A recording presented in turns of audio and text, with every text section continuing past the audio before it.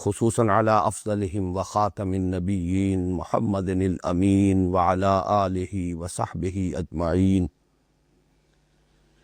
اما بعد فاعوذ باللہ من الشیطان الرجیم، بسم اللہ الرحمن الرحیم، الحمد للہ رب العالمین الرحمن الرحیم مالک یوم الدین، ایاک نعبد و ایاک نستعین، اہدنا الصراط المستقیم، صراط الذین انعمت علیہم غیر المغضوب علیہم ولا الضالین، آمین۔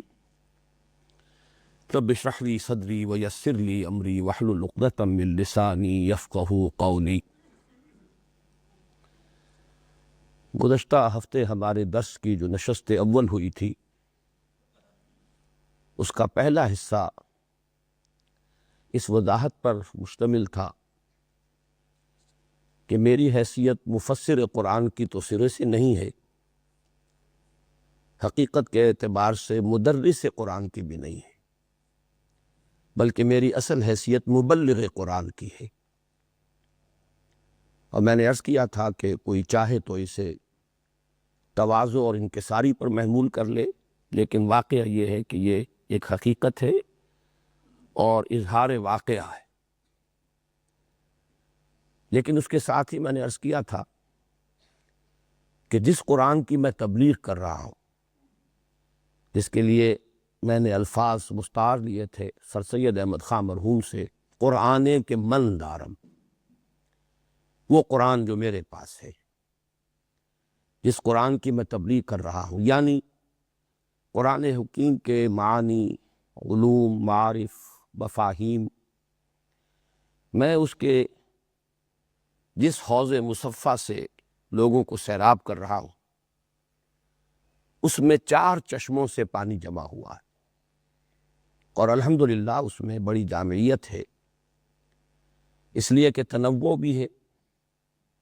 بعض اعتبارات سے وہ جو سورسز ہیں ایک دوسرے کی ضد بھی ہیں، لیکن میرے ہاں ان میں ایک امتزاج اور تالیف کی کیفیت پیدا ہوئی ہے۔ چنانچہ میں نے الفاظ بھی استعمال کیے تھے کہ کوثر و تسنیم اور سلسبیل کی طرح وہ 3 چشمے جن سے پانی اس حوض میں آ کر جمع ہوا ہے، ان میں سے ایک چشمہ ہے مولانا ابوالکلام آزاد اور مولانا ابوالعلا مودودی کی دعوت اور حرکت، اس کا عنصر۔ دوسرا چشمہ ہے مولانا فراہی اور مولانا اصلاحی کا تدبر اور تعمق، بالخصوص نظم قرآن کے اعتبار سے۔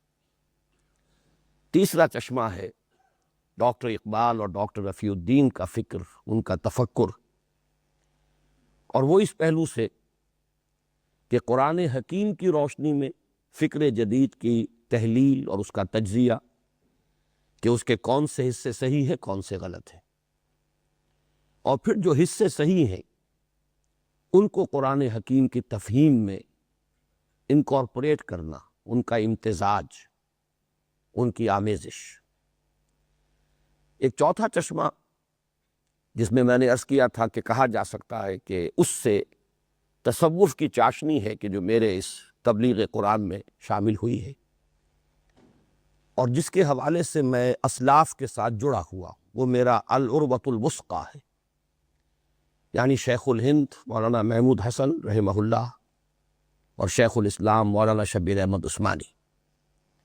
یہ 4 سورسز ہیں جن سے میں نے کچھ حاصل کیا۔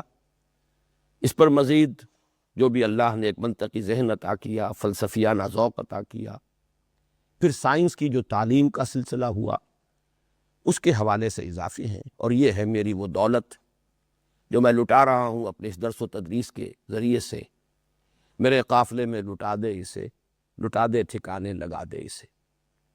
اس دوسری بات کو جو چاہے تعلی پر محمول کر لے، لیکن میں اسے بھی وَأَمَّا بِنِعْمَةِ رَبِّكَ فَحَدِّثْ کے حکم کا امتثال امر سمجھتا ہوں، اور اسی لیے اسے بار بار بیان کر رہا ہوں۔ نشست اول کا نصف ثانی پھر صرف ہوا تھا قرآن حکیم میں سورہ فاتحہ کا مقام۔ سورہ فاتحہ سے متعلق کچھ تمہیدی، تعارفی اور ابتدائی باتیں، ان میں سے کسی کے اعادے کی اس وقت ضرورت نہیں۔ جو دوسری نشست ہوئی گزشتہ ہفتے، اس کا نصف اول ایک بہت اہم موضوع پر مشتمل تھا کہ سورہ فاتحہ کو ام القرآن، اساس القرآن کس لیے کہا گیا؟ کیا یہ صرف ایک مدح و ستائش کا کلمہ ہے، یا یہ کہ اس کا کوئی معنوی ربط ہے اس سورہ مبارکہ کے مضامین سے؟ میرے نزدیک یہ واقعتاً حکمت قرآن کی اساس ہے، وزڈم آف قرآن یا فلسفہ قرآنی کا نقطۂ آغاز ہے۔ اس اعتبار سے میں نے 2 عنوان معین کیے تھے، اگر یاد ہوں، کہ اگر اس پر غور کیا جائے کہ قرآن کے اصل مخاطب کون لوگ ہیں۔ کچھ لوگ ہیں اصل مخاطب، کچھ ہیں جو طبعاً مخاطب ہو گئے، بات کہیں کسی سے جا رہی ہے لیکن وہ دوسروں کے حق میں بھی مفید ہے۔ کسی بھی کلام کو سمجھنے کے لیے ضروری ہوتا ہے کہ معین ہو جائے کہ اس کلام کا مخاطب ہے کون۔ دوسرے بھی طبعاً اس سے استفادہ کر لیں، یا اسی کو یوں کہا جا سکتا ہے، اگر کویسچن یہ پوز کیا جائے کہ اس میں تو کوئی شک نہیں کہ سورہ فاتحہ ایک دعا ہے، لیکن کس کی دعا ہے؟ دعا ایک ایسے شخص کی بھی ہوتی ہے جو کسی تکلیف میں مبتلا ہے اور اپنی اس تکلیف کے رفع کرنے کے لیے کسی کو پکار رہا ہے۔ دعا ایسے شخص کی بھی ہو سکتی ہے جسے دنیاوی کسی نعمت کی آرزو ہے، مال، دولت، اولاد، کوئی چیز اسے مطلوب ہے، اس کے لیے کسی کو پکار رہا ہے، کسی سے مدد کی درخواست کر رہا ہے۔ یہ سورہ فاتحہ کس کی دعا ہے؟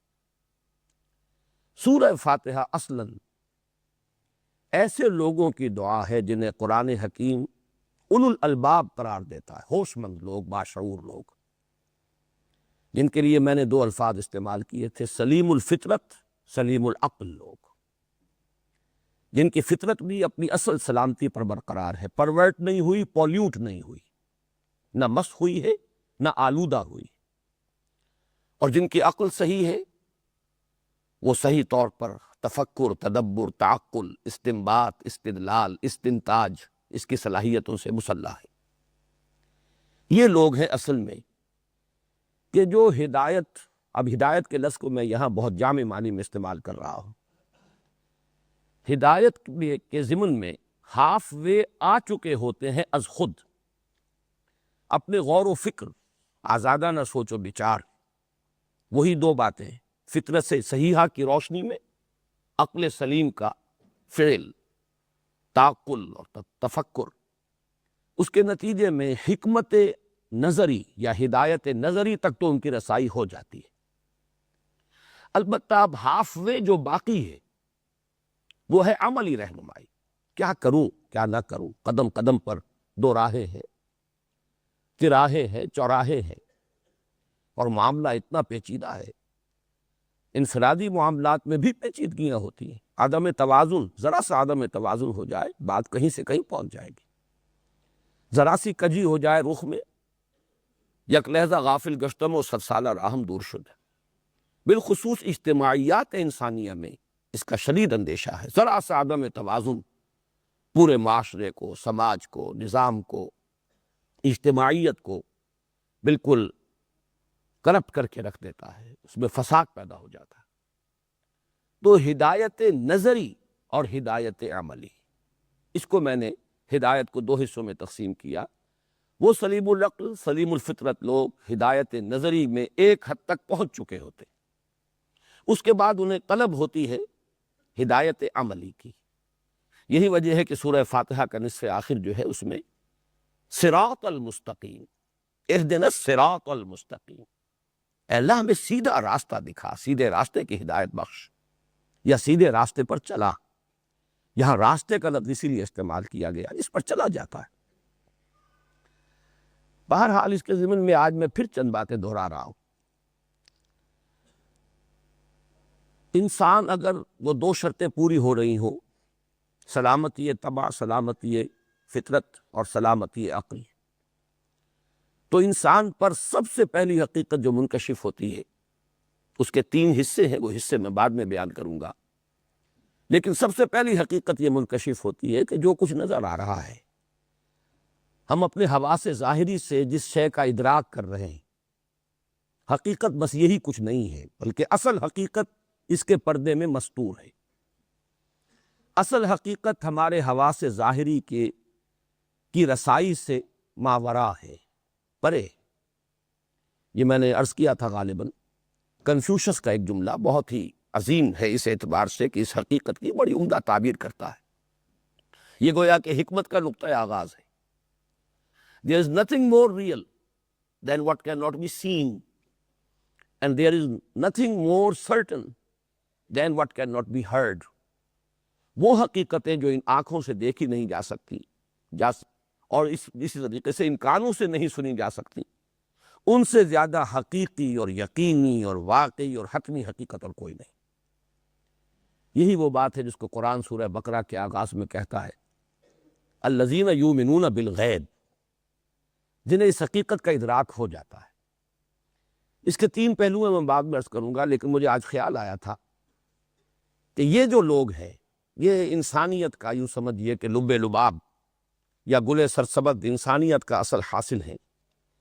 آج سے 17 سال قبل کی جو میری تحریر ہے اسلام کی نشرت ثانیہ کرنے کا اصل کام، جس میں نے قرآن اکیڈمی کا تصور پیش کیا تھا، اور اس کے سامنے کرنے کا اصل کام کیا ہے، اس عنوان سے جو چیز لکھی تھی، میں اس کے چند جملے آپ کو سنا رہا ہوں۔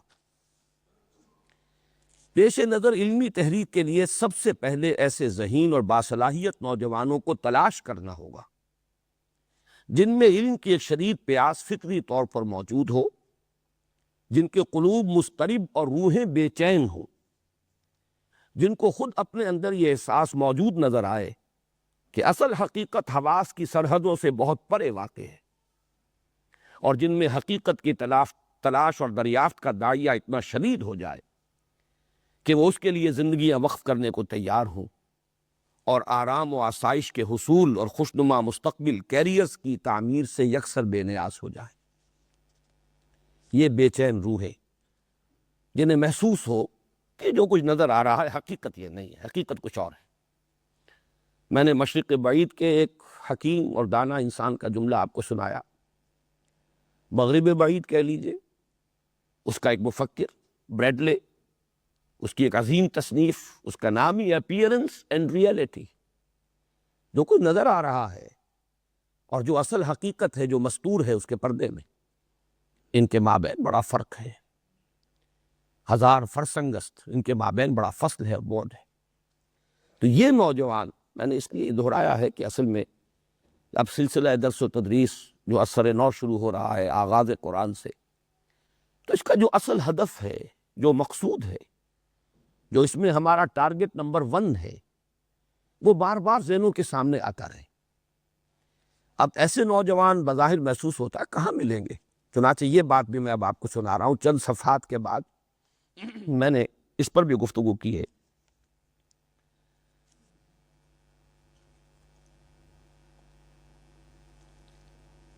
موجودہ دور میں جبکہ مادیت اور دنیا پرستی کا قلوب و اذہان پر مکمل تسلط ہے، اور کچھ تو فی الواقع طلب معاش کا مسئلہ اتنا کٹھن ہو گیا ہے کہ اکثر لوگوں کو اپنی ساری صلاحیتیں اور توانائیاں اسی کے حل پر مرکوز کر دینی پڑتی ہیں، پھر معاشرے کا عام رجحان یہ ہو گیا ہے کہ جو ذرا اس سطح سے بلند ہوتا ہے اس پر معیار زندگی کو بلند تر کرنے کی دھن سوار ہو جاتی ہے۔ اس قسم کے نوجوانوں کا ملنا بظاہر محال نظر آتا ہے، لیکن یہ جملے ذرا آپ غور سے سنیے، لیکن حقیقت یہ ہے کہ دنیا سعید روحوں سے کبھی خالی نہیں ہوئی۔ اسی معاشرے میں، اور اگر کچھ مخلص اور صاحب عزیمت لوگ ذہنی یکسوئی کے ساتھ اس کام کا بیڑا اٹھا لیں تو انشاءاللہ اسی معاشرے میں بہت سے ذہین اور اعلیٰ صلاحیتوں کے مالک نوجوان ایسے مل جائیں گے جو نبی اکرم صلی اللہ علیہ وسلم کے اس قول مبارک کو کہ خیرکم من تعلم القرآن وعلمہ اپنا لائحہ عمل بنا کر علم قرآن کی تحصیل و اشاعت کے لیے زندگی وقف کر دیں۔ اسے کہا جا سکتا ہے، یہ میری رجائیت ہے، اور واقعہ یہ ہے کہ میں بھی یہ محسوس کرتا ہوں کہ جتنا کچھ ان الفاظ سے ظاہر ہو رہا ہے معاملہ، ویسا کچھ سامنے نہیں آیا تاحال۔ لیکن یہ کہ ہمارے سامنے اصل منزل رہنی چاہیے، منزل دھندلانی نہیں چاہیے، انتظار کرنا چاہیے، اسی کا نام صبر ہے۔ فاصبر لحکم ربک۔ بہرحال یہ کام جو بھی ہو رہا ہے، جیسے کہ میں نے عرض کیا کہ قرآن کا اصل مخاطب کون ہے؟ وہ اولو الالباب۔ سورہ فاتحہ کن کے احساسات کی ترجمانی ہے؟ یہ اولو الالباب، جو سلیم الفطرت سلیم العقل ہو، ہدایت کے راستے پر ہاف وے آ چکے اور بقیہ ہاف کی انہیں ضرورت ہے۔ وہ ہے در حقیقت کہ جن کے احساسات، جن کے دعا کی ترجمانی اللہ تعالیٰ نے سورہ فاتحہ میں کی ہے۔ اب ذرا تین چیزیں نوٹ کر لیجئے۔ میں نے جو ایک بات کہی کہ حکمت کا نقطہ آغاز یہ ہے کہ انسان یہ محسوس کرے کہ اصل حقیقت حواس کی سرحدوں سے بہت دور ہے، ماوراء ہے۔ اب اس کو تین حصوں میں تقسیم کر رہا ہوں۔ سب سے پہلے یہ کہ انسان محسوس کرے کہ جو بھی حسن اور جمال اور کمال کے جو بھی مظہر ہمیں دنیا میں نظر آ رہے ہیں ہر اعتبار سے، یہ سب اصل میں مظہر ہے کسی اور حسن ازلی کا۔ کوئی اور ہے حسین اور جمیل ہستی، فَلَهُ الْأَسْمَاءُ الْحُسْنَى، جس کی شان یہ ہے کہ تمام کمالات اس کی ذات میں جمع ہے۔ حسن کا مرقع کامل۔ باقی جو کچھ حسن ہمیں نظر آ رہا ہے، وہ پھولوں کا حسن ہو، وہ قوس و قزح کا حسن ہو، وہ جو بھی حسن ہے، وہ در حقیقت یہ اپیئرنس ہے، یہ مظہر ہے ایک حسن قدیم اور حسن ازلی کا۔ دوسرا حصہ، میری جو ضروریات بھی پوری ہو رہی ہیں، بڑے لمبے چوڑے سلسلے ہیں، سورج کی تمازت کو بھی دخل ہے، ہواؤں کے چلنے کو بھی اس میں دخل ہے، پانی اس کی ایک بہت بڑی سورس ہے۔ یہ تمام مظاہر، یہ بھی در حقیقت کسی کی ربوبیت کے مظہر ہیں۔ کوئی اور ہے اصل رب، کوئی اور ہستی ہے جس کی ربوبیت کے یہ مظہر ہے۔ اور نمبر تین، یہ ذرا اور سب سے اہم بات ہے جو میں عرض کر رہا ہوں، جو رحم اور رحمت کے مظاہر دنیا میں نظر آتے ہیں، انسان کو ادراک ہوتا ہے، ماں کی ممتا ہے، باپ کی شفقت ہے، بھائی بہنوں کی آپس کی اخوت ہے، محبت ہے، جو بھی، یا جذبہ رحم ہے، کسی کو تکلیف میں دیکھ کر انسان کے اندر سے ایک جذبہ ابھرتا ہے، یہ تمام بھی در حقیقت کسی کی رحمت کے مظہر ہیں۔ کوئی اور ہے رحمت کامل۔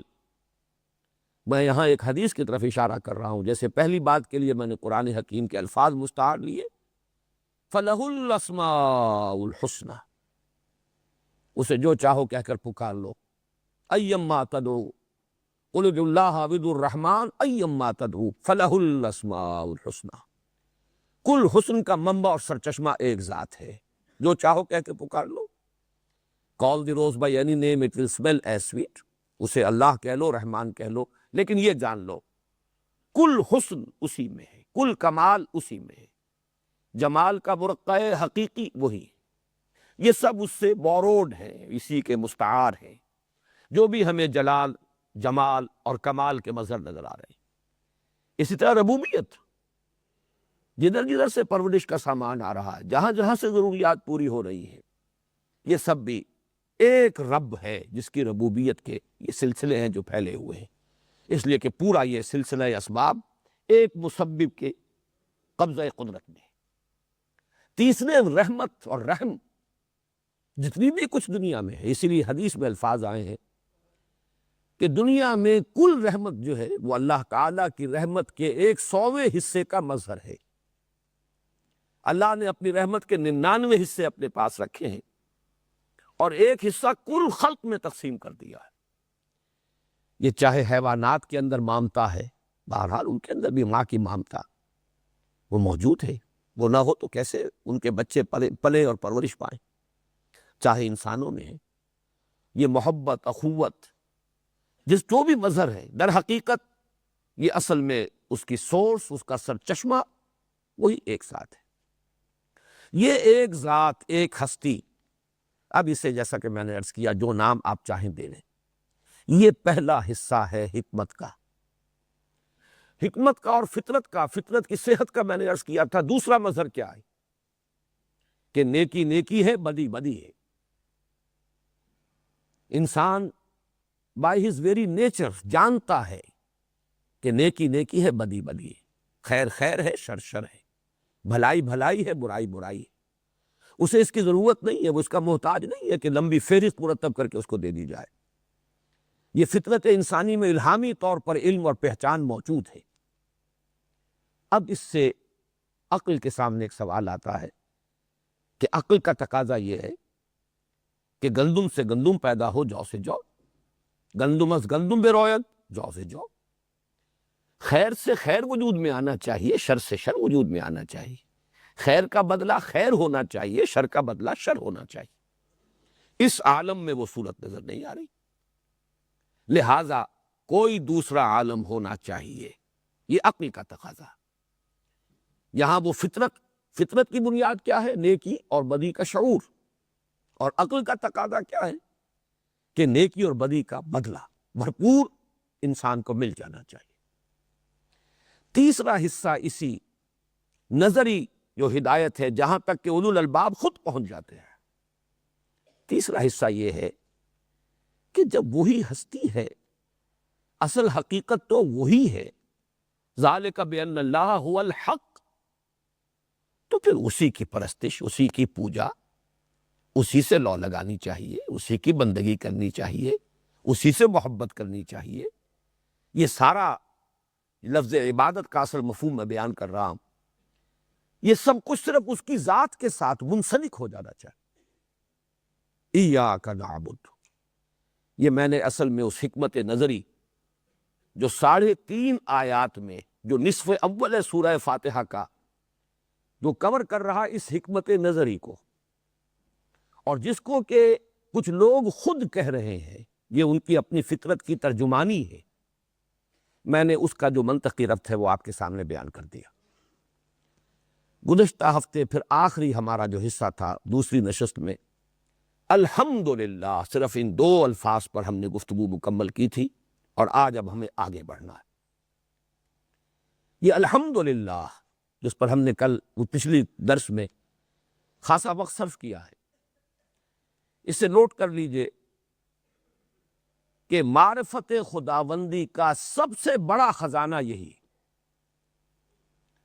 اور یہ بھی جان لیجئے کہ اس سورہ مبارکہ کی اصل جان یہی ہے۔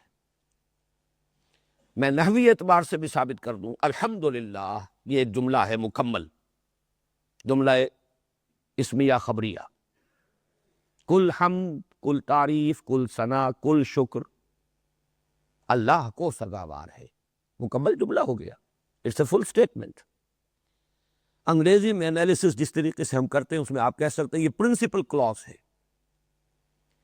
اب یہ اللہ کے لفظ کے ساتھ ہی اس کے تابع ہو کر آ رہی ہیں 4 باتیں۔ اللہ جو رب العالمین ہے، الحمدللہ رب العالمین، رب پر زیر اسی لیے ہے کہ یہ للہ کا بدل ہے، اللہ کا بدل ہے، اللہ کی صفت ہے، اس اللہ کی جس کے لیے ہیں یہ کل تعریفیں، کل ثنا، کل حمد، کل شکر، جو نمبر 1 رب العالمین ہے، نمبر 2 رحمان ہے، نمبر 3 رحیم ہے، نمبر 4 جزا و سزا کے دن کا مالک ہے۔ یہ در حقیقت ایک جملہ ہے جو چلا رہا ہے، یہ 4 سبارڈینیٹ کلازز سمجھ لیجئے کہ یہ در حقیقت ایڈجیکٹو کلازز ہیں۔ اللہ کے لیے یہ ایڈجیکٹوز کی حیثیت سے اس کی وضاحت، اس کی نعت، اس کے صفات کے طور پر، اس کے بدل کے طور پر آ رہے ہیں۔ الحمدللہ، معلوم یہ ہوا کہ اصل جان تو اس کی الحمدللہ ہے۔ اب میں یہ چاہتا ہوں کہ پہلے آپ اس کلمے کی جو شان ہے اس کو نبی اکرم صلی اللہ علیہ وسلم کے الفاظ مبارکہ میں پہچان لیجیے۔ یہ ترمذی کی 2 روایات ہیں جو میں آپ کو سنا رہا ہوں۔ عن عبداللہ ابن عمرو بن العاص رضی اللہ تعالی عنہما قال قال رسول اللہ صلی اللہ علیہ وسلم التسبیح نصف المیزان والحمد للہ تملؤہ ولا الہ الا اللہ لیس لہا دون اللہ حجاب حتی تخلص الیہ۔ دوسری روایت ہے وعن رجل من بنی سلیم، اس کے الفاظ کیا ہیں کہ حضور نے فرمایا التسبیح نصف المیزان والحمد للہ تملؤہ والتکبیر یملأ ما بین السماء والارض۔ ان میں تین چیزوں کا ذکر ہوا ہے دونوں حدیثوں میں، تسبیح، تحمید، لیکن تیسری چیز مختلف ہے ان دونوں حدیثوں میں۔ ایک میں ہے تحلیل لا الہ الا اللہ اور ایک میں ہے تکبیر۔ دیکھیے یہ چار ہیں در حقیقت الفاظ، تسبیح سبحان اللہ، تحمید الحمدللہ، تکبیر اللہ اکبر، تحلیل لا الہ الا اللہ۔ یہ در حقیقت یوں سمجھیے کہ معرفت کے خزانے ہیں، لیکن ان دونوں حدیثوں میں جو قدر مشترک ہے وہ الفاظ ہیں التسبیح نصف المیزان والحمد للہ تملؤہ۔ کیا مفہوم ہے اس کا؟ کون سے میزان؟ یہ میزان معرفت ہے۔ عقلی طور پر اس کو یوں سمجھیے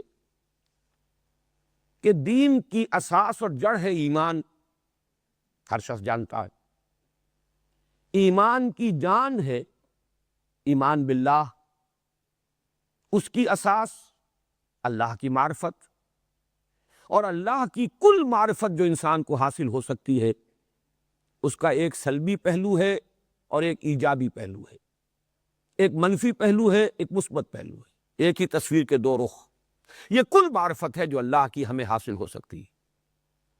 ایک تسبیح و تنزیہ ہے، اللہ ہر عیب سے، ہر نقص سے، ہر ضعف سے، ہر احتیاج سے پاک ہے، اعلیٰ ہے، عرفہ ہے، منزہ ہے، مبرہ۔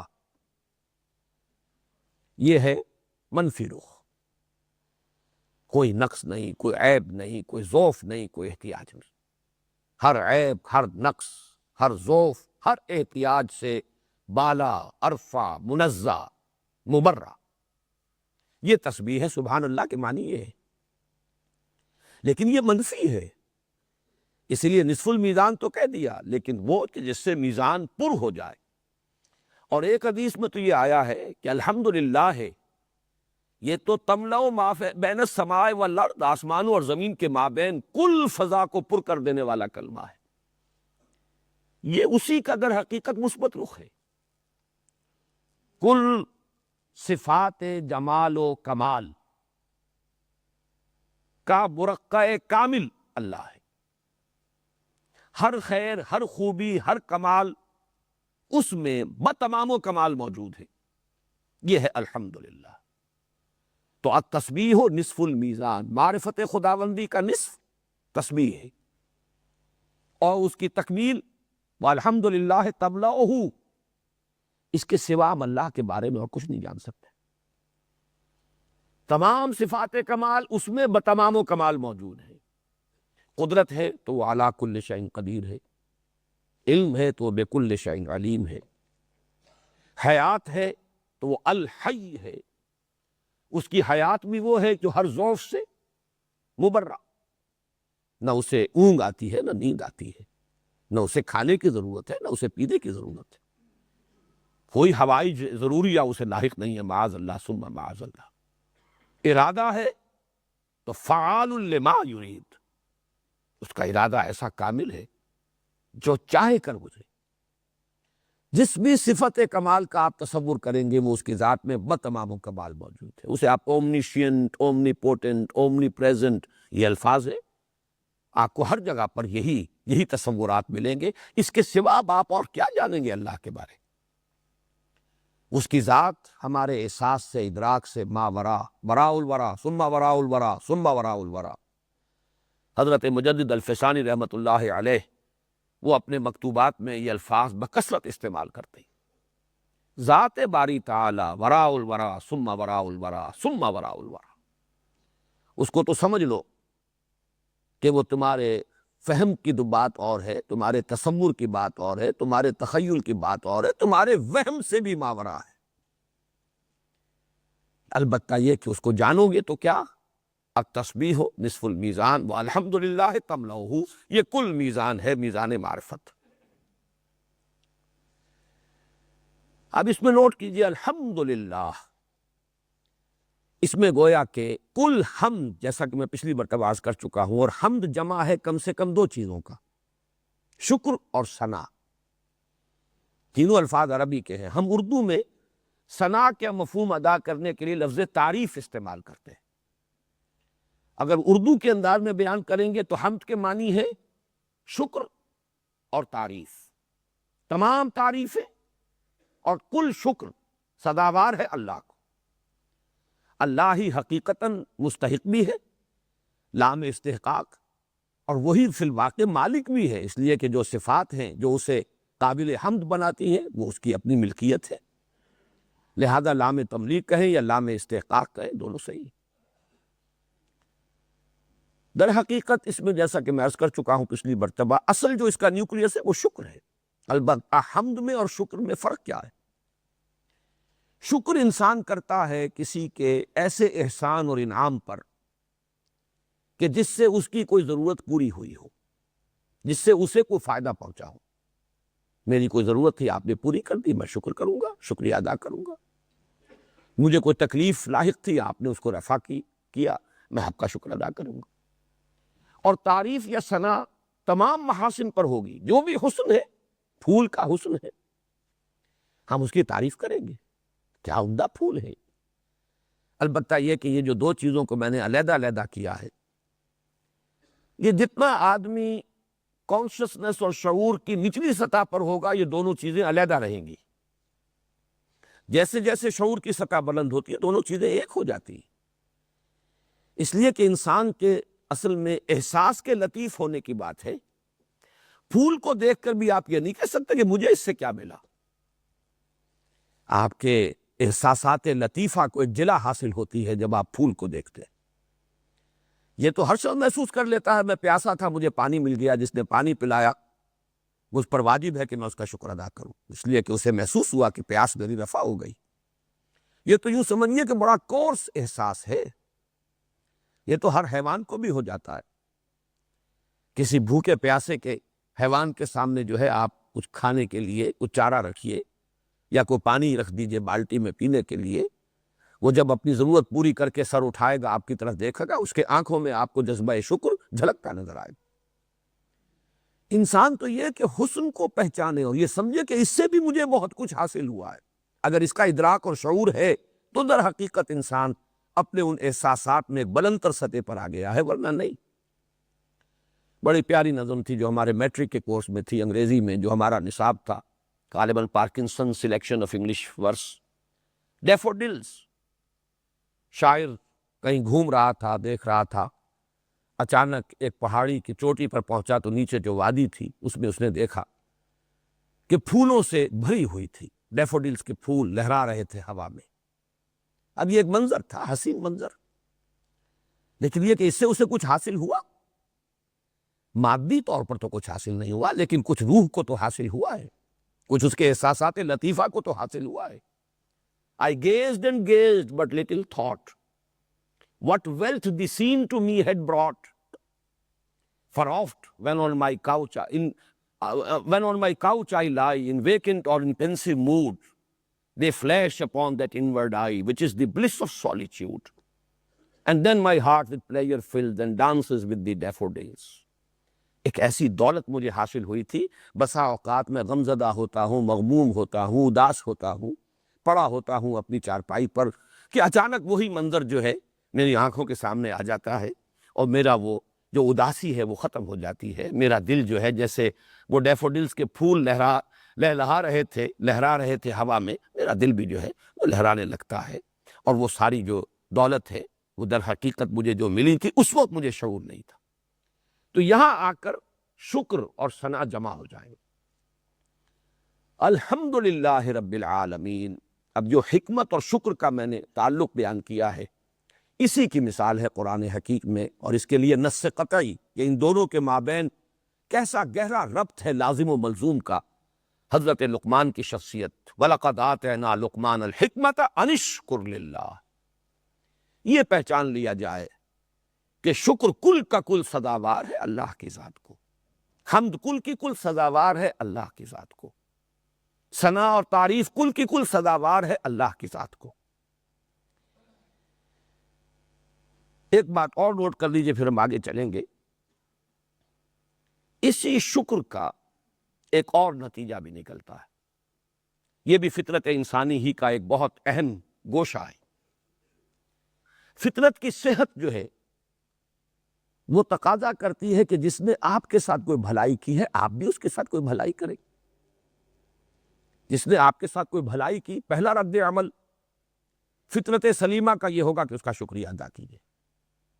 دوسرا رد عمل، کوئی بدلہ، کچھ اس کے ساتھ تم بھی بھلائی کرو، کوئی خدمت اس کی بھی کبھی بجا لاؤ۔ یہ بھی فطرت کی صحت کی علامت ہے۔ یہ جذبہ شکر کا ایک منطقی نتیجہ ہے، لازمی نتیجہ ہے۔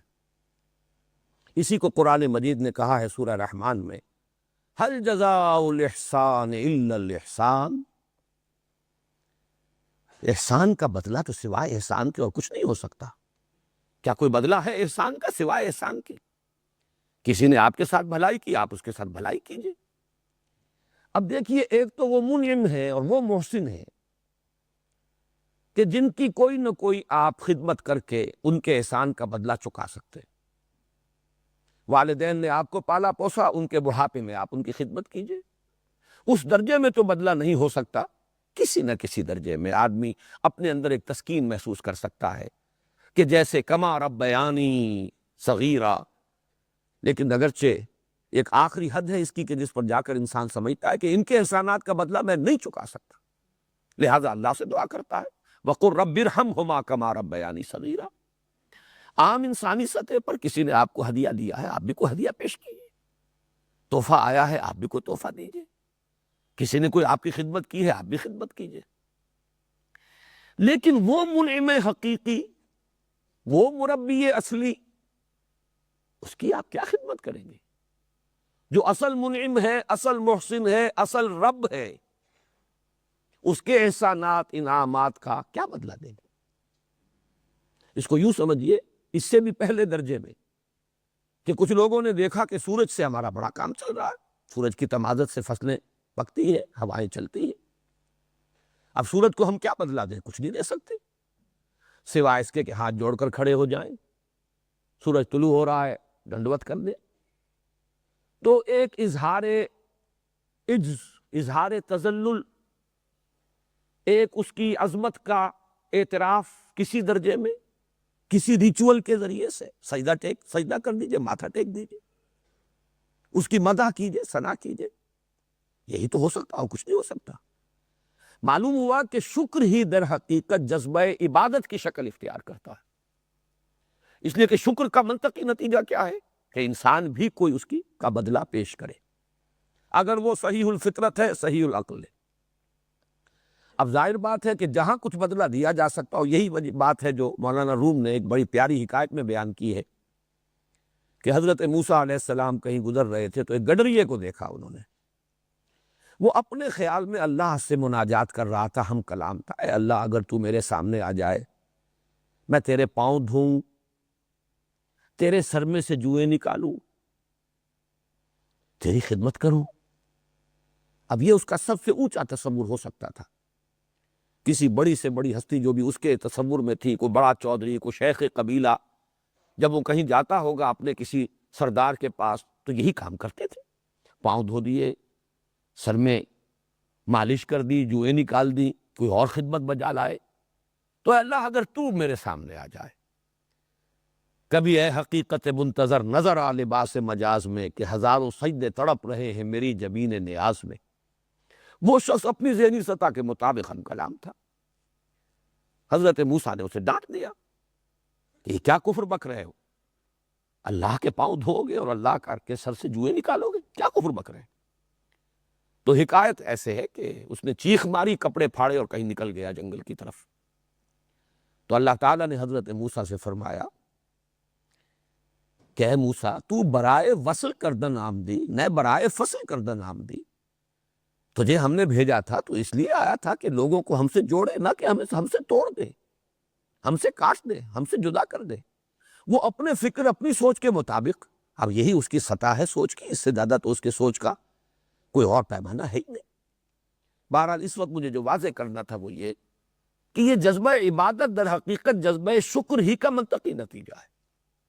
کوئی بدلہ، کوئی خدمت اگر ہم نہیں کر سکتے، ہستی اتنی بلند ہے، اتنی بلند ہے، اتنی بلند ہے کہ ہم کوئی خدمت کر نہیں سکتے، ہم کو بدلہ دے نہیں سکتے اس کے احسانات و انعامات کا، تو اس کے سامنے سر ہی جھکا دیں، سجدہ ہی کریں، کوئی اور مراسم عبودیت بجا لائیں، کچھ اس کے حمد کے ترانے گائیں، جیسے کہ حضرت داؤد علیہ السلام حمد ہی کے ترانے ہیں نا، زبور ہے کیا؟ حمد کے ترانوں پر مشتمل کتاب ہے، اور جس کیس کے ساتھ وہ حمد کے یہ ترانے پڑھا کرتے تھے یا الاپا کرتے تھے، قرآن مجید میں ہے کہ اس کے اندر یہ کیفیت تھی کہ پرندے اور پہاڑ ان کے ساتھ شریک ہو جاتے تھے، وجد میں آتے تھے پرندے بھی اور پہاڑ بھی، قلب کی گہرائی سے اللہ تعالیٰ کے حمد کے وہ ترانے جو ہے وہ نکل رہے ہوتے تھے۔ اب آخری بات الحمدللہ کے بارے میں اور نوٹ کر لیں، وہ یہ کہ یہ ہر نوع کے شرک کی جڑ کاٹ دینے والا کلمہ ہے۔ جب کل تعریف اسی کی ہے، کل حمد اسی کی ہے، تمام حسن کا منبع سرچشمہ وہی ہے، کل ربوبیت کا نقطۂ آغاز وہی ہے، تمام رحمت جو ہے اس کا منبع اور سرچشمہ اسی کی ذات ہے، تو کسی اور کو کاہے کو پوجنا ہے؟ کسی اور کے لیے مراسم عبودیت کاہے کے لیے؟ سورج کے سامنے کاہے کو سر جھکانا ہے؟ وہ تو خود اس کے قبضہ قدرت میں ہے، اسی کے حکم سے کر رہا ہے جو کچھ کر رہا ہے۔ میرا مجھ میں کچھ نہیں، جو کچھ ہے سو تو ہے۔ بھگت کبیر کا یہ دوہا، میرے اندر میرا تو کچھ ہے ہی نہیں، اے رب جو کچھ ہے تیرا دیا ہوا ہے۔ تو سورج میں اس کا اپنا کچھ ہے ہی نہیں، اس کی تمازت ذاتی ہے ہی نہیں، پانی میں جو تاثیر ہے وہ اس کی رکھی ہوئی ہے، ماں میں جو مامتا ہے وہ اس نے ڈالی ہے، باپ میں شفقت ہے اس کی عطا کردہ ہے۔ تو ٹھیک ہے، اس نے جس کا حق معین کر دیا، ماں کی خدمت بھی کرو، باپ کی خدمت بھی کرو، وہ سب ہے۔ انشکر لی ولے والدیک، شکر ادا کرو میرا اور اپنے والدین کا۔ لیکن یہ ہے کہ اصل شکر اللہ کا، یہی وہ تعلق جو ہے، یعنی شکر اور شرک۔ دیکھیے حروف اصلی ایک یہ شین رے کاف، شین را کاف، شرک، شین کاف را شکر، ان دونوں میں کس قدر گہرا ربط ہے۔ اسی لیے وہ سورہ لقمان کی جو آیت میں نے آپ کو سنائی، دوسرے رکوع کی پہلی آیت، وَلَقَدْ آتَيْنَا لُقْمَانَ الْحِكْمَةَ أَنِ اشْكُرْ لِلَّهِ، حکمت کا منطقی نتیجہ ہے اللہ کا شکر، اور شکر کا لازمی نتیجہ شرک کا خاتمہ۔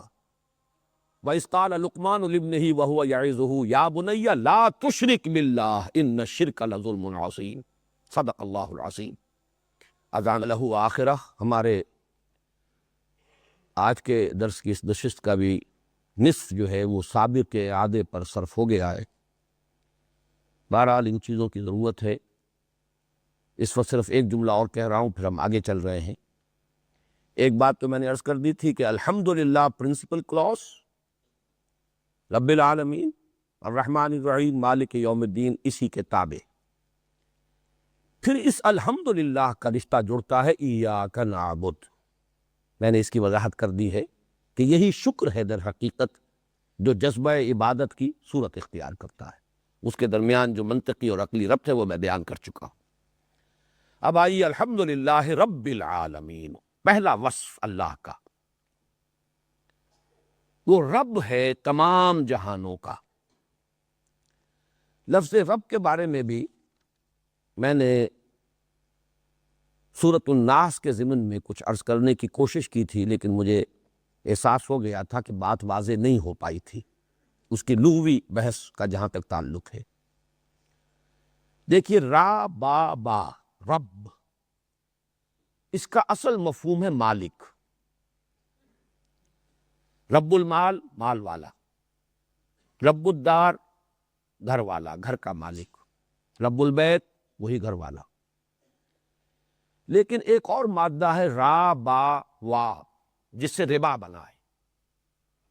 یہ دونوں بہت قریب المفہوم اور قریب المعنی مادے ہیں، اور ایک رائے یہ ہے کہ دونوں ایک ہی مادہ ہے اصل میں، کہ جو فعل مضاعف ہوتا ہے جس میں دو حرف جو ہے، کلمہ فا اور کلمہ عین اور کلمہ لام جو ہے وہ ایک ہی حرف ہو، را با با، شین قاف قاف، دال سین سین، اس میں جب باب تفعیل بنے گا تو اس میں آخری جو کلمہ ہے وہ کسی حرف علت کی شکل اختیار کر لیتا ہے، وہ میں ابھی عرض کروں گا۔ ربا اس میں کیا ہے؟ را وہی ہے رب والا، با وہی ہے پہلی با، اور اگلا جو واو ہے یہ در حقیقت بدلی ہوئی شکل ہے دوسرے با کی۔ قرآن مجید میں لفظ ربا، اس سے ربا یربو یہ بھی استعمال ہوا ہے، ربط زمین کے بارے میں آیا ہے۔ تم زمین کو دیکھتے ہو کہ وہ پڑی ہوتی ہے بے جان، اس میں کوئی زندگی کے آثار نہیں ہوتے۔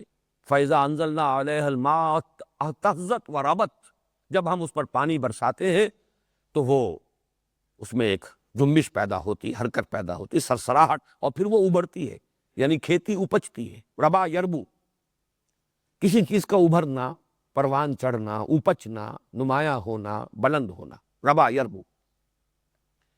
اربا یربی باب افعال بھی اسی مصدر سے آیا ہے۔ یربی اللہ الصدقات، اللہ صدقات کو پالتا ہے، پوستا ہے، پروان چڑھاتا ہے، بڑھاتا ہے، نشو و نما دیتا ہے، برکت دیتا ہے، تو یہ اربا یربی۔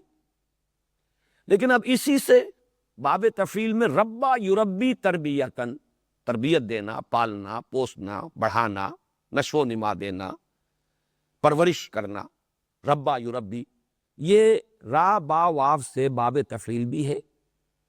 لیکن بعض حضرات کے نزدیک یہ لفظ رب سے در حقیقت بدلا ہے، اور لفظ رب ہی سے باب تفعیل جو ہے ربا یربی تربیتن ہے۔ اس میں بہت بڑے امام ہیں لغت کے، جن کی بڑی ہی بارکۃ الآراء کتاب ہے مفردات القرآن، امام راغب رحمہ اللہ، انہوں نے تو یہ کیا ہے صاف صاف کہ یہ تربیت اور یہ ایک ہی شے ہے در حقیقت رب۔ الرب فی الاصل التربیت وہو انشاء الشیء حالا فحالا الی حد التمام۔ رب در حقیقت تربیت ہی اس کا مفہوم ہے، یعنی کسی شے کو درجہ بدرجہ ایک درجے سے بلند پھر بلند پھر بلند کرتے ہوئے اس کے آخری نقطۂ کمال اور نقطۂ عروج تک پہنچا دینا، یہ تربیت ہے، یہی ربوبیت ہے۔ لیکن ایک اور دوسری بڑی اہم کتاب ہے، اور میری تو وہ بڑی ساتھی ہے، مطالعہ قرآن اور جو بھی میرا غور و فکر ہے اس میں بہت ممد ہے، المعجم المفارس لالفاظ القرآن الحکیم، فواد عبد الباقی کی۔ اس نے یہ کیا ہے کہ رب کے مادے سے صرف لفظ رب لایا ہے، یا پھر ربانیون، ربیون اور ربیب، باقی یہ تمام تربیت سے متعلق جو الفاظ ہیں ان کو را، با اور وا کے مادے میں لے گیا ہے۔ گویا کہ اس کے بارے میں یہ دونوں رائے ممکن ہے کہ یہ رب سے ہے تربیت، یا ربا سے ہے، را با وا سے ہے۔ ان دونوں کا چونکہ بہت بڑے بڑے جو ائمہ ہیں، اور امام راضی نے اس کو اصول کے طور سے بیان کیا ہے کہ فعل مضاف کے اندر یہ شکل ہو جاتی ہے، جب باب تفعیل میں آئے گا تو آخری حرف جو ہے اس کی جگہ پر کوئی حرف علت آ جائے گا، دساہا، حالانکہ دسسا یدسسو تدسیسا باب تفعیل سے بنتا، لیکن دساہا، قد افلح من زکاہا وقد خاب من دساہا، وہاں انہوں نے اس کی بحث کی ہے بڑی تفصیل کے ساتھ۔ بہرحال اس کا مفہوم کیا ہوا کہ رب کے معنی ہے مالک بھی اور پالن ہار بھی، پروردگار بھی۔ یہی وجہ ہے کہ عام تراجم میں آپ دیکھیں گے تمام جہانوں کا پروردگار۔ میرے لیے الجھن یہ تھی کہ را با با کا مادہ تو آتا ہے مالک ہونے کے لیے، تو بعض مترجمین نے ترجمہ یہی کیا صاحب سب جہانوں کا، غالباً شاہ عبد القادر کا یا شاہ رفیع الدین کا میں ابھی تعین کے ساتھ نہیں کہہ سکتا، صاحب اسی کو کہتے ہیں جو مالک ہو، آقا، مالک۔ لیکن اس کے ساتھ منطقی ربط موجود ہے کہ جو کسی شے کا مالک ہوتا ہے وہ فطری طور پر چاہتا ہے کہ وہ پروان چڑھے، اس میں ترقی ہو، اس میں اضافہ ہو، وہ نشو و نما پائے، وہ آگے بڑھے۔ لہذا ملکیت اور اس طریقے سے کسی شے کو آگے بڑھانا، پالنا، پوسنا، یہ گویا کہ لازم و ملزوم ہے۔ تو رب کی بحث کے ضمن میں اسی پر اکتفا کریں۔ آگے چلیے، عالمین، اس کا مادہ ہے عین لام میم، اسی سے علم بھی بنا، اسی سے عالم بنا۔ عالم ہو تو اس کے معنی ہے جاننے والا، اور عالم کے معنی وہ چیز جس سے کوئی جانا جائے، جو کسی کی پہچان کا ذریعہ بنے۔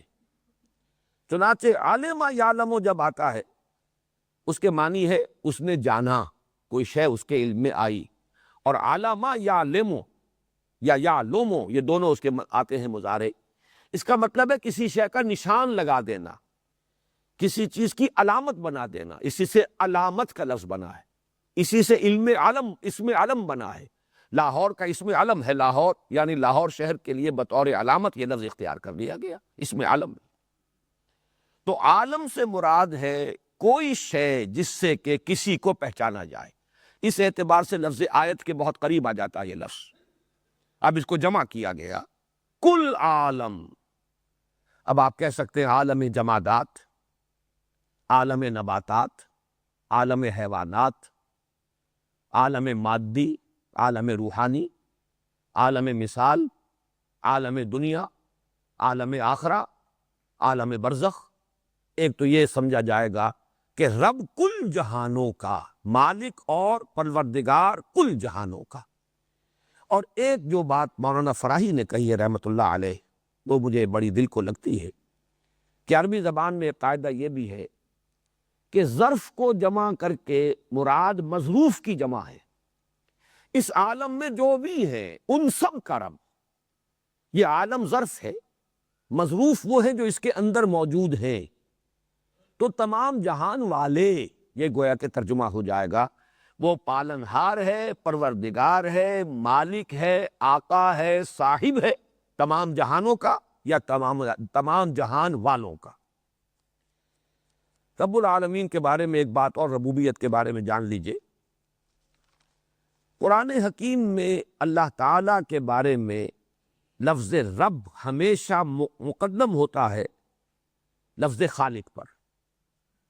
اس کی وجہ میں بیان کر چکا ہوں سورہ علق کی ابتدائی آیات کے درس کے ضمن میں، کہ انسان کا شعور جو ہے جب ترقی کرتا ہے، اگر ہم جائزہ لیں تو سب سے پہلی چیز جس کا انسان کو احساس ہوتا ہے وہ اس کی ضرورت ہوتی ہے، احتیاج۔ بھوک لگی ہے، بچہ ہے، اسے اور کوئی شعور نہیں ہے، کسی شے کا شعور نہیں، نہ ماں کا پتہ، نہ باپ کا پتہ، نہ گھر کا پتہ، نہ کسی اور شے کا پتہ، لیکن اندر سے ہنگر پینز ہوتے ہیں، روتا، احتیاج ہے۔ تو سب سے پہلا جو انسان کے شعور کے اوپر اثر ہے وہ اس کی احتیاج کا ہے، اور جو احتیاج پوری کرے اس کی ربوبیت کا امپریشن ہے۔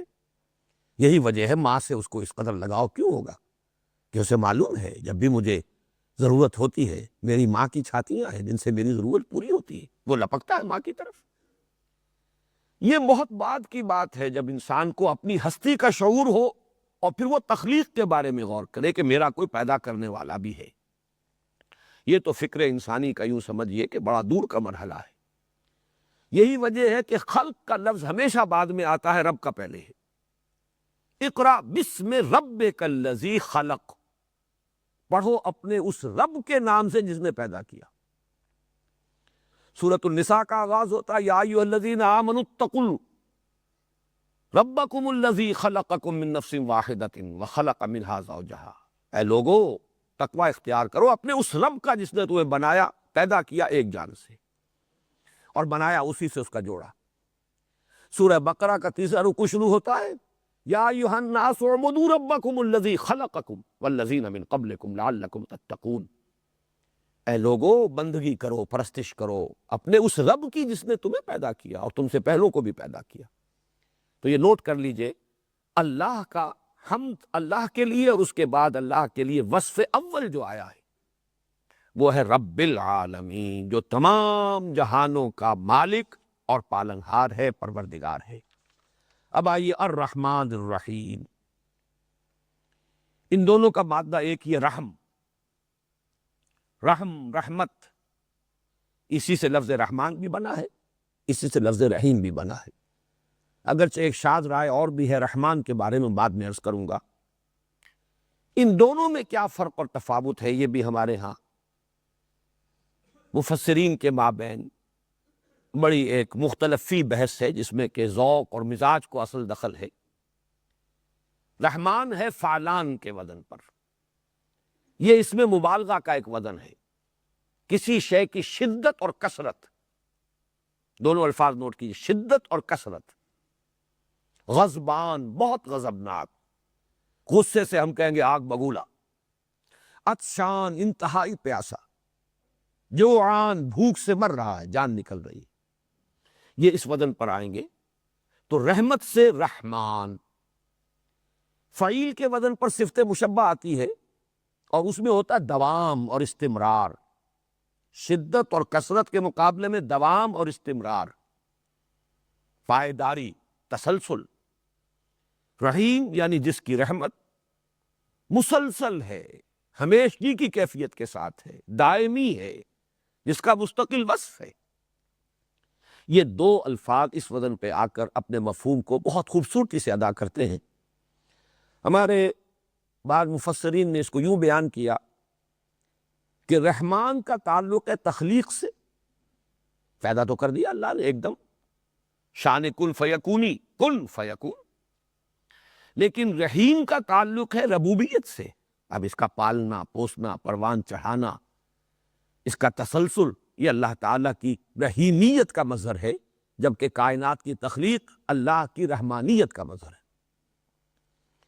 اسی اعتبار سے بعض حضرات نے کہا ہے رحمان الدنیا و رحیم الآخرہ، دنیا کے اعتبار سے اللہ کی صفت رحمانیت کا ظہور ہوتا ہے، چونکہ دنیا خود ناپائیدار ہے، عارضی ہے، فانی ہے، اور رحمت کا وہ جو معاملہ ہے اس میں شدت اور اس میں ایک طوفانی اور ہیجانی کیفیت۔ اب یہ دو الفاظ دونوں جو میں نے استعمال کیے یہ خود اسی وزن پر ہے، طوفان جوعان کے وزن پر ہے، ہیجان یہ عطشان کے وزن پر ہے، وزن وہی ہے، ایک ہیجانی کیفیت جیسے ٹھاٹھے مارتا ہوا سمندر۔ تو دنیا میں اللہ کی رحمت کا ظہور ہو رہا ہے شان رحمانی کے ساتھ، اور رحیم الآخرہ، رحیم آخرت جو ہے وہ دائم ہے، قائم ہے، وَلَلْآخِرَةُ خَيْرٌ وَأَبْقَىٰ، وَالْآخِرَةُ خَيْرٌ وَأَبْقَىٰ، وہ تو باقی رہنے والی ہے، وہاں صفت رحیمیت کا ظہور ہوگا۔ لیکن یہ کہ صحیح تر بات وہی ہے جو میں نے عرض کی ہے کہ در حقیقت اللہ کی رحمت کی یہ دونوں شانیں ہیں اور دونوں بیک وقت ہیں۔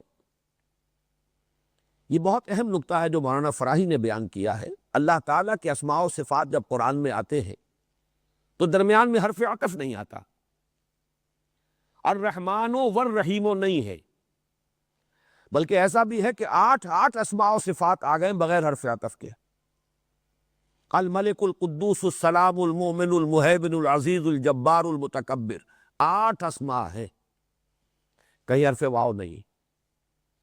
ایک ہی استثناء ہے، بہت سے حضرات کو یاد آ گیا ہوگا، ایک ہی استثناء ہے سورہ حدید میں، هو الاول والآخر والظاہر والباطن۔ پورے قرآن مجید میں یہ واحد مقام ہے جہاں اللہ تعالیٰ کے اسماء و صفات کے مابین حرف عطف ہے، باقی کہیں نہیں۔ اگر 4 یہ ہے تو 4 ہی سورہ جمعہ کے شروع میں ہے، الملک القدوس العزیز الحکیم، کہیں در حرف واو نہیں۔ اس کی وجہ کیا ہے؟ بہت پیاری بات ہے کہ اللہ تعالیٰ کی یہ تمام صفات، اللہ کی یہ تمام شانیں بیک وقت اس کی ذات میں موجود ہیں۔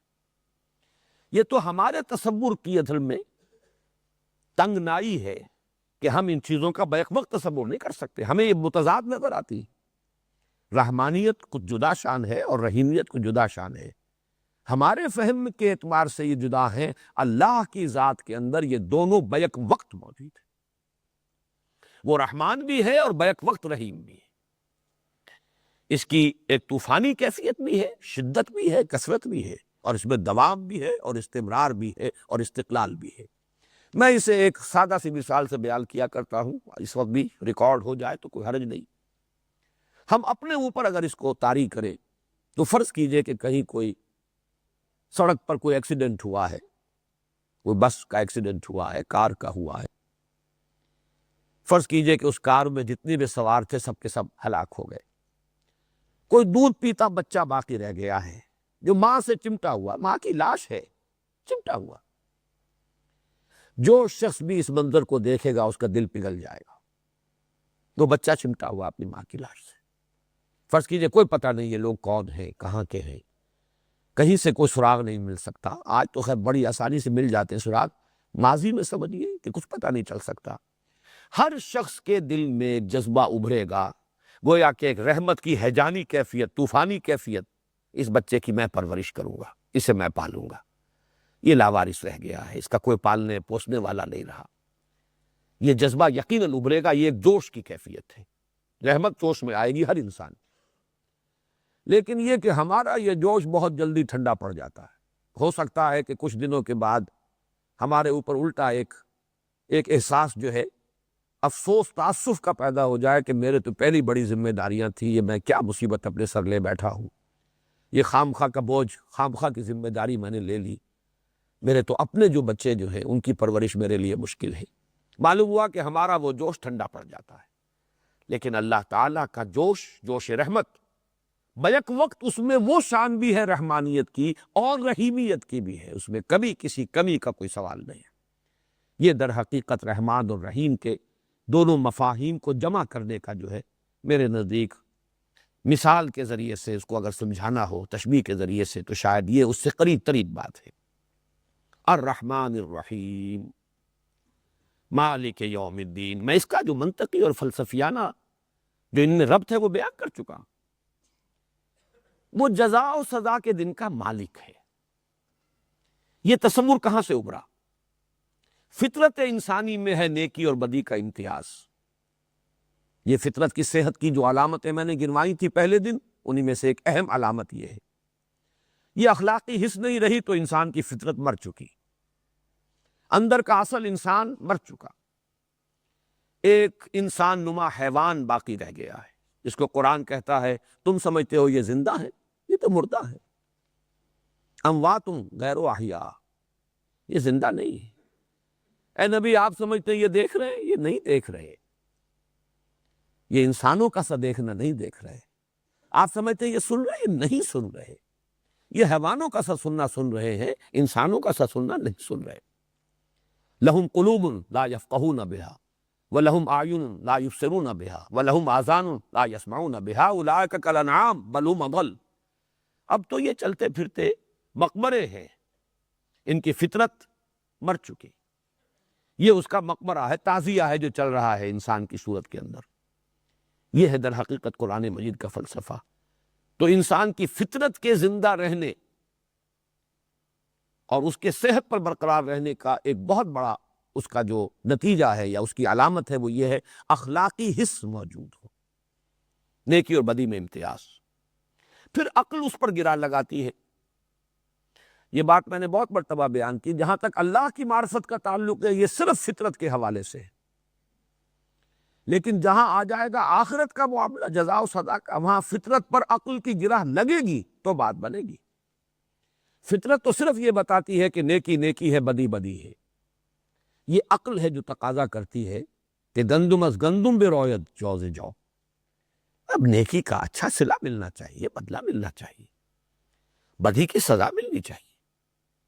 اور مشاہدہ یہ ہے کہ نہیں مل رہا بدلہ، بلکہ الٹی گنگا بہہ رہی ہے. آپ کوئی اخلاقی اصول نہ رکھتے ہو، ہر راستہ آپ کے لیے کھلا ہے، کشادہ ہے، بڑھتے چلے جائیے. جہاں آپ نے کوئی اپنے لیے اصول بنا لیے، اب قدم قدم پر بندش ہے، قدم رک رہے ہیں، آپ آگے بڑھ نہیں سکتے، بلکہ یہ کہ الٹے لینے کے دینے پڑ جاتے. میں نے وہ شعر بارہا سنایا ہے، سادہ سا ہے لیکن یہ کہ بڑی عظیم حقیقت. اے دیانت بر تو لعنت از تو رنجے یافتم، اے خیانت بر تو رحمت از تو گنجے یافتم. اے دیانت تجھ پر لعنت ہو کہ تیری وجہ سے تو میرے دوست بھی ناراض ہو گئے. صحیح بات کہہ کے دیکھیے دوستوں کے سامنے، سچی بات کڑوی ہوتی ہے. از تو رنجے یافتم، مجھے رنج ملا ہے. اور اے خیانت بر تو رحمت از تو گنجے یافتم، اے خیانت تجھ پر رحمت ہو، تیرے ذریعے سے مجھے خزانے ملے. لہذا کوئی اور عالم ہونا چاہیے، اور وہ عالم اب دیکھیے اس کے دو منطقی نتیجے ہوں گے. ایک تو یہ کہ یہ ایسی ہستی ہونی چاہیے جو قدرت رکھتی ہو پورا بدلہ دینے کی قدرت. وہ تو اللہ ہے، علی کل شیء قدیر، ہم اسے مان چکے. لیکن کوئی عالم بھی تو ایسا ہونا چاہیے جس میں حدود اور قیود نہ ہو، جس میں ہر شے کا پورا بدلہ مل جائے. اس لیے کہ آپ نے آج ایک نیکی کی ہے، اس نیکی کے اثرات نہ معلوم کہاں تک جائیں گے، آپ تو جان بھی نہیں سکتے. جب تک دنیا باقی ہے اس نیکی کے اثرات کہیں نہ کہیں پہنچتے رہیں گے، اور ان سب کا بدلہ آپ کو ملنا ہے. کہیں کوئی بری رسم آپ نے شروع کی ہے، جہاں تک اس کے اثرات جائیں گے وہ سب آپ کے حساب میں درج ہو رہا ہے۔ تو جب تک ایک زندگی جو ہے غیر متناہی نہ ہو، ابدی نہ ہو، پورا بدلہ مل نہیں سکتا، لہذا وہ عالم آخرہ۔ اور پھر اس کے لیے مالک یوم الدین، یوم کا لفظ صرف ایک دن کے لیے بھی آتا ہے، یوم ایک ایرا کے لیے بھی آتا ہے، ایک دور کے لیے بھی آتا ہے، اس کے مختلف استعمالات ہیں۔ ایک دن بھی ہے جس میں فیصلے ہوں گے جزا و سزا کے، اور پھر یہ کہ در حقیقت اس جزا و سزا کا جو ظہور ہوگا، کہا جا سکتا ہے وہ بھی ایک دن ہے، لا متناہی دن، وہ فیصلے کا دن ہے، وہ یوم الدین۔ دین کا جو اصل لفظ ہے عربی زبان میں، اس کا مفہوم ہے بدلہ، دانا یدینو، بدلہ دینا، دناہم کما دانو، امرؤ القیس کا مشہور مصرع ہے، ہم نے ان کو ایسا بدلہ دیا جیسا انہوں نے ہمارے ساتھ کیا تھا، کما تدینو تدانو، جیسا تم کسی کے ساتھ کرو گے ویسا ہی تمہیں بدلہ مل جائے گا۔ یہی لفظ ہے زبر کے ساتھ دین بن جاتا، دین کہتے ہیں قرض کو، قرض وہ ہے جو واپس آنا ہوتا ہے، اس لیے اس کو دین کہا جا رہا ہے، بدل، وہ واپس آئے گا، لوٹ کر آئے گا۔ بدلہ بھی وہ ہے کسی عمل کا جو واپس آتا ہے، عمل کرنے والے کی طرف لوٹتا ہے، نیکی کی اس کی جزا آپ کی طرف لوٹے گی، برائی کی ہے اس کی سزا آپ کی طرف لوٹے گی۔ دین بھی وہ ہے جو آپ نے کسی کو دیا اور لوٹ کر آپ کے پاس آئے گا، جبکہ ہدیہ ہو، ہبہ ہو، تحفہ ہو، عطیہ ہو، یہ واپس نہیں آتا، نہ واپس لینے کے لیے دیا جاتا ہے۔ دین وہ ہے جو دیا جاتا ہے واپس لینے کے لیے۔ تو دین، اس کا اصل مفہوم، بنیادی مفہوم ہے بدلہ۔ البتہ اس سے آگے اس کے جو مفاہیم ہیں، یہ سورہ کافرون میں پوری تفصیل کے ساتھ میں بیان کر چکا ہوں، اس لیے کہ بدلہ کسی قانون کے تحت ہوگا، لہذا دین قانون اور شریعت کو بھی کہتے ہیں۔ وہ قانون و شریعت کسی نظام کے تابع ہے، دستور ہے جس کے تحت قانون ہے، کوئی لا گیور ہے جو قانون دیتا ہے، اس اعتبار سے پورے نظام کو بھی دین کہیں گے۔ ایک ایسا نظام جس میں مختار مطلق، آخری لا گیور اللہ ہے، اسی کی اطاعت کریں گے جزا ملے گی، اس کی نافرمانی کریں گے سزا ملے گی، اس پورے کانسیپٹ کو آپ کہیں گے یہ دین اللہ ہے۔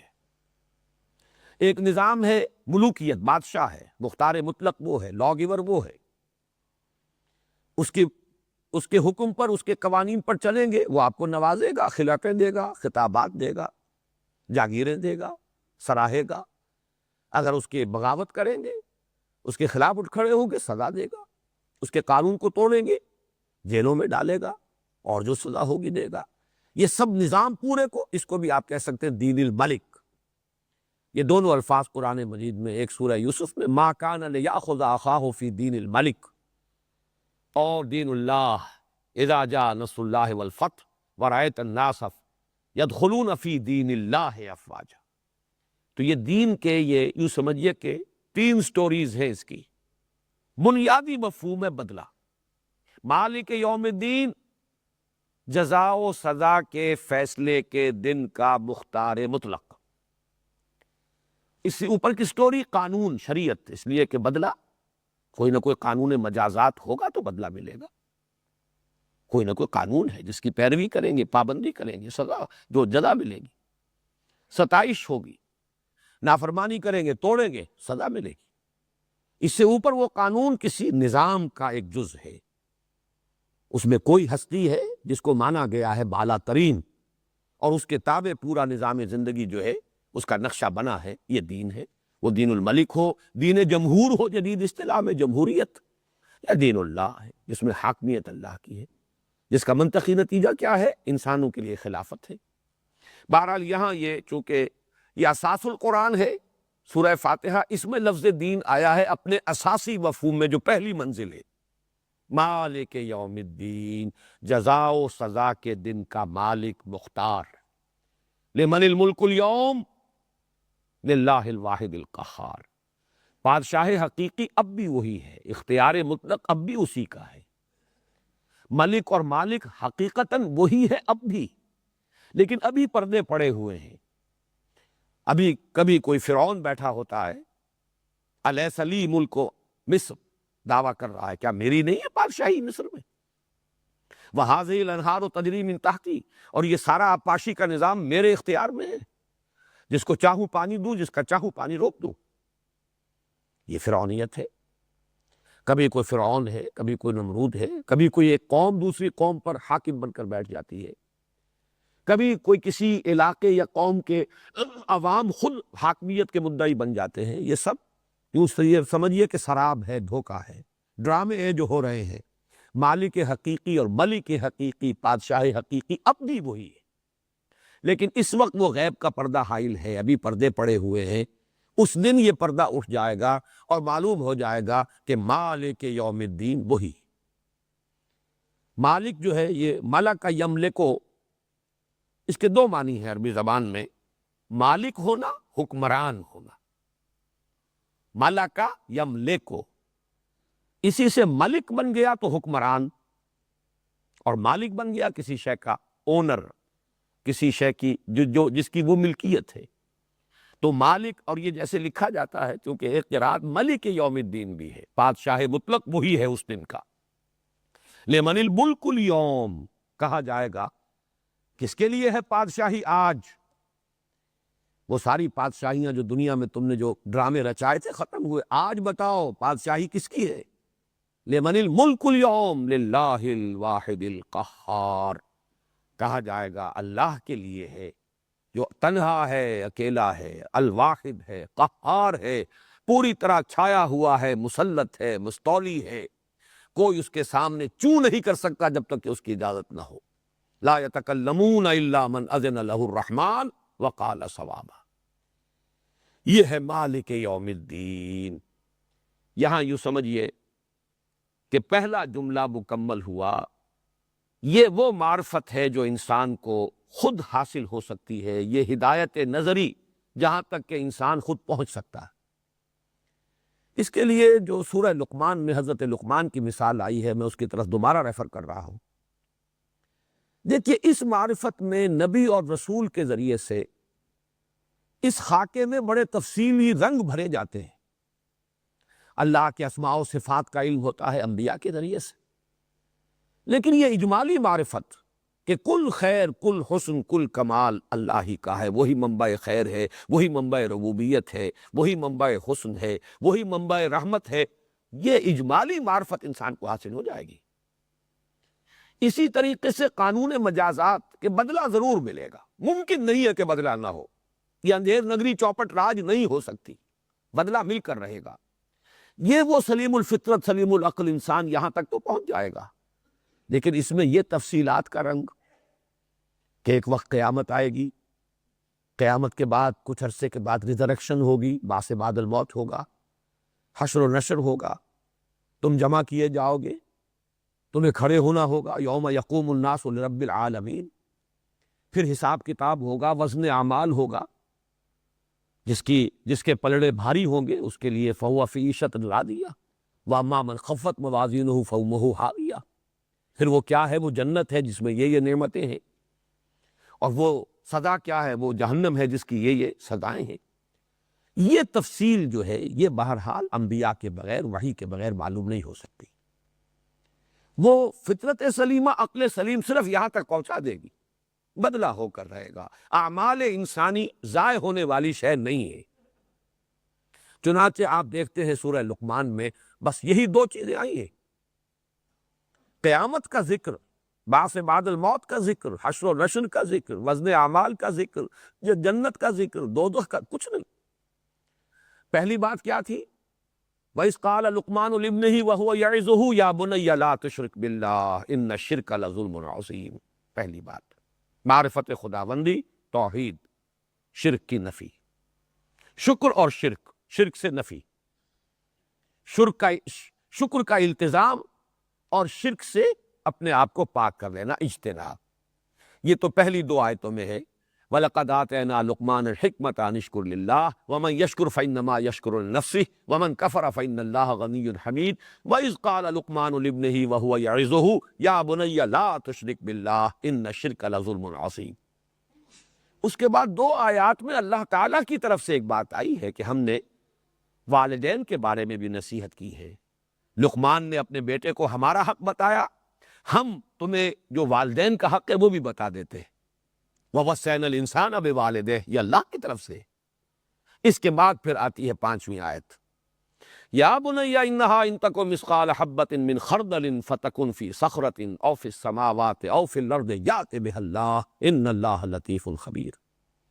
اے میرے بچے، اس حقیقت کو اچھی طرح ذہن نشین کر لے، دل میں گرہ باندھ لے کہ انسانی عمل خواب و ذرے کے ہم وزن ہو، رائی کے دانے کے ہم وزن، مثقال حبۃ من خردل فتکن فی صخرۃ او فی السماوات او فی الارض، پھر وہ کسی چٹان میں ہو، کسی غار کے اندر گھس کر وہ کام کیا گیا ہو، زمین کی کہیں گہرائی کے اندر اتر کر کام کیا گیا ہو، یا فضا اور خلا کے پہنائیوں میں، فتکن فی صخرۃ او فی السماوات او فی الارض یأت بہ اللہ، اللہ اسے لے آئے۔ ان اللہ لطیف خبیر، یقیناً اللہ لطیف اور خبیر۔ اور اس کے فوراً بعد یا بنی اقم الصلاۃ، معلوم ہوا کہ وہ جو فکر ہے، فکر صحیح، ہدایت نظری، اس کے یہی 2 جز ہیں۔ ان کے اندر تفصیلات کا رنگ جو ہے وہ نبوت اور رسالت کے ذریعے سے بھرا جائے گا۔ خاکہ یہی ہے بنیادی، جو سلیم الفطرت اور سلیم العقل انسان جہاں تک پہنچ گیا، نبوت اور رسالت سے اب اس میں تفصیلات کا رنگ بھرا جائے گا۔ لیکن وہ جو ربط ہے اس کے بعد یا بنی اقم الصلاۃ، وہی یہاں پر ہے ترتیب، ایاک نعبد۔ پہلا جملہ مکمل ہوا، الحمدللہ رب العالمین الرحمن الرحیم مالک یوم الدین ایاک نعبد، اور اس ایاک نعبد کا تعلق اس حکمت کے اعتبار سے الحمدللہ کے ساتھ ہے۔ اے اللہ، ہم تیرے احسانات کا کیا بدلہ ادا کریں، سوائے اس کے کہ ہم عہد کرتے ہیں، وعدہ کرتے ہیں۔ ایاک نعبد، چونکہ اس میں فعل مضارع استعمال ہوا ہے اور اس میں حال بھی ہے، مستقبل بھی، عربی زبان میں یہ دونوں زمانے جو ہیں اس کے اندر موجود ہیں، تو ترجمہ ہوگا ہم تیری ہی بندگی کرتے ہیں اور تیری ہی بندگی کرتے رہیں گے، اور ہم تجھ ہی سے مدد مانگتے ہیں اور تجھ ہی سے مدد مانگتے رہیں گے۔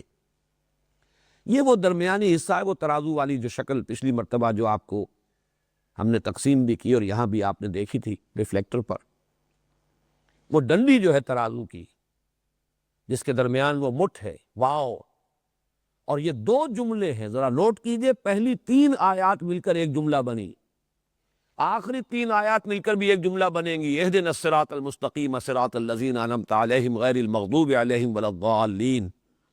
لیکن یہ درمیان کی ڈنڈی جو ہے، جس کے بارے میں حدیث قدسی کے الفاظ تھے، ھذا ما بینی و بین عبدی، یہ میرے اور میرے بندے کے مابین ہے۔ اس میں ایک میثاق ہوا ہے، قول و قرار ہوا ہے، ایک عہد ہوا ہے۔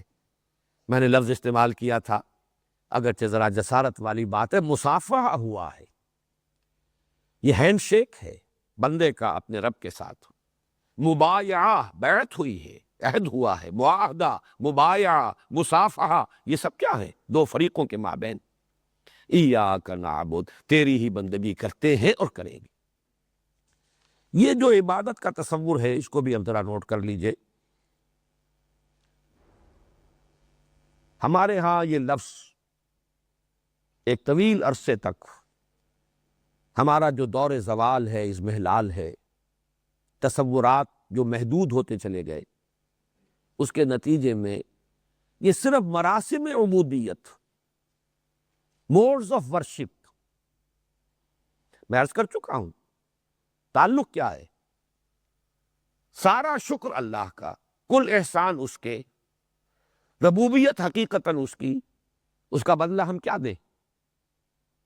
اس کے سامنے سر جھکائیں، اظہار عجز کریں، تذلل، عاجزی اختیار کریں، اس کی تکبیر کریں، تحمید کریں، تسبیح کریں، یہ مراسم عبودیت ہے۔ چونکہ جو مشرکانہ جو تصورات دنیا میں رہے، ان میں عبادت صرف انہی پر مشتمل تھی، اطاعت کا پہلو اس میں موجود نہیں رہا۔ سورج کی اطاعت کیا کریں گے آپ؟ سورج آپ کو کوئی حکم نہیں دیتا۔ چاند دیوی ہے، پوج لیجئے اس کو، کوئی اظہار عجز کر لیجئے، کوئی اس کے سامنے ماتھا ٹیک دیجئے، کوئی اور رسم جو ہے بنا لیجئے۔ اس نے کوئی آپ کو کوڈ نہیں دیا، کوئی قانون نہیں دیا، کوئی شریعت نہیں دی کہ آپ اس کی بندگی کریں۔ گویا کہ یہ دو الفاظ جو ہیں، پرستش اور بندگی۔ پرستش میں یہی ہے، کسی کے سامنے اظہار عاجزی، کسی کی عظمت کا اعتراف، کسی کی مدح و ثنا، کسی کی حمد، کسی کے لیے تعریف کے گن گائے جائیں، شکر کے ترانے الاپے جائیں، یہ ہے پرستش۔ اور بندگی، عبادت کے لفظ کے اندر یہ دوسرا جو اس کا انٹیگرل پارٹ ہے، بندگی، اطاعت، مشرکانہ معاملات میں یہ حصہ اس میں سے ساقط ہو جاتا ہے۔ بتوں کو پوج رہے، کیا مطلب؟ صرف اس کے سامنے ڈنڈوت کر دیں گے، ان کے سامنے سجدہ کر دیں گے، ان کے سامنے کچھ حلوے مارے لا کر رکھ دیں گے، اور کیا کریں گے؟ بتوں نے کوئی حکم تو نہیں دیا، انہوں نے کوئی ہدایات نہیں دی، کوئی ان کی عطا کردہ شریعت نہیں ہے، کوئی انہوں نے قانون نہیں دیا۔ لہذا مشرکانہ تصورات میں عبادت کا مفہوم صرف پرستش رہ جاتا ہے، بندگی نہیں۔ حالانکہ عبادت کا انٹیگرل پارٹ ہے بندگی، غلامی، محکومی، جس کے لیے کہ سب سے بڑا ثبوت قرآن حکیم سے جو ہے وہ میں آپ کو جو مکالمہ ہوا تھا حضرت موسیٰ علیہ السلام اور فرعون کے مابین۔ اصل میں قرآن مجید تو اپنی اصطلاحات کو خود مبرہن کر دیتا ہے، اس طرح محفوظ کر دیتا ہے کہ آپ کو اکثر و بیشتر باہر جانے کی اور کہیں اور دیکھنے کی ضرورت نہیں۔ جب حضرت موسیٰ علیہ السلام پہلی مرتبہ پہنچے ہیں دربار میں اور اپنی رسالت کا پیغام پیش کیا ہے، تو فرعون نے جو جواب دیا اور اس کے حواریوں نے اور اس کے جو سردار تھے، فَقَالُوا أَنُؤْمِنُ لِبَشَرَيْنِ مِثْلِنَا وَقَوْمُهُمَا لَنَا عَابِدُونَ، انہوں نے کہا کیا ہم ایسے دو انسانوں کی بات مانیں گے، ان کا کہنا مانیں گے، ان کے بتائے ہوئے راستے پر چلیں گے جو ہم جیسے ہیں؟ ایک تو یہ کہ ہم جیسے بشر ہیں، موسیٰ اور ہارون، اور اس سے بھی بڑی بات وَقَوْمُهُمَا لَنَا عَابِدُونَ، ان کی تو قوم ہماری غلام قوم ہے۔ یہاں پرستش کا تصور بالکل نہیں آ سکتا۔ ظاہر بات ہے کہ بنی اسرائیل فرعون کی پرستش نہیں کرتے تھے۔ یہاں عابدون کا لفظ کس معنی میں آیا؟ غلامی، محکومی، اطاعت گزاری، تابع ہونا، کسی کے فرمان کو واجب الاذعان سمجھنا، صرف یہ مفہوم ہے یہاں۔ فرعون کی پرستش ہرگز ثابت نہیں ہے کہ بنی اسرائیل مصر میں فرعون کی پرستش کرتے ہوں، معاذ اللہ، اس کا کوئی امکان نہیں۔ ابراہیم کی نسل سے تھے، ان میں اخلاقی زوال اور پستی جو ہے وہ آ گئی تھی، لیکن یہ توحید، اس کی نعمت ان کے پاس موجود تھی۔ مجبوراً ایک غلامی ہے، محکومی ہے، جبری اطاعت ہے، وہ ہو رہی ہے۔ تو معلوم ہوا کہ لفظ عبادت کے اندر یہ مفہوم، اور خالص یہ مفہوم، بغیر پرستش کے مفہوم کے قرآن مجید سے ثابت ہے۔ اچھا، یہ تو تھا فرعون کا قول، کہا جا سکتا ہے کہ یہ تو فرعون کا قول نقل کیا اللہ نے، لیکن خود حضرت موسیٰ علیہ السلام کا قول ہے۔ یہ سورہ مومنون میں ہے، وَتِلْكَ سورہ شعراء میں ہے، بلکہ پہلی آیت جو ہے وہ سورہ مومنون کی تھی۔ سورہ شعراء میں حضرت موسیٰ نے ریٹارٹ کیا، اسی طریقے سے آنکھوں میں آنکھیں ڈال کر ڈٹ کر جرأت کے ساتھ جواب دیا، وَتِلْكَ نِعْمَةٍ تَمُنُّهَا عَلَيَّ أَنْ عَبَّدْتَ بَنِي اسرائیل، اس نے یہ کہا تھا أَلَمْ نُرَبِّكَ فِينَا وَلِيدًا، اے موسیٰ تم وہی نہیں ہو جسے ہم نے اپنے ہاں، اپنے گھر میں، اپنے محل میں رکھ کر پالا پوسا تھا جبکہ تم چھوٹے سے تھے، ہمارے ٹکڑوں پر پلے ہو، اور آج ہماری ہی بلی ہمیں کو میاؤں، آ گئے ہو ہمارے سامنے رسول بن کر، رسالت کا دعویٰ لے کر۔ أَلَمْ نُرَبِّكَ فِينَا وَلِيدًا، تم تو ہمارے ٹکڑوں پر پلے، ہمارے گھر میں تم نے پرورش پائی۔ اس کا جواب دیا ہے اسی طرح، ان دی سیم کوائن، وَتِلْكَ نِعْمَةٌ تَمُنُّهَا عَلَيَّ أَنْ عَبَّدْتَ بَنِي اسرائیل، یہ احسان تم مجھ پر جتا رہے ہو، بڑا احسان تم نے مجھ پر کیا، حالانکہ تم نے میری پوری قوم کو اپنا غلام بنا رکھا ہے۔ وہ ظلم اور ستم کی چکی میں جس طرح پیس رہے ہو وہ تمہارے سامنے نہیں ہے۔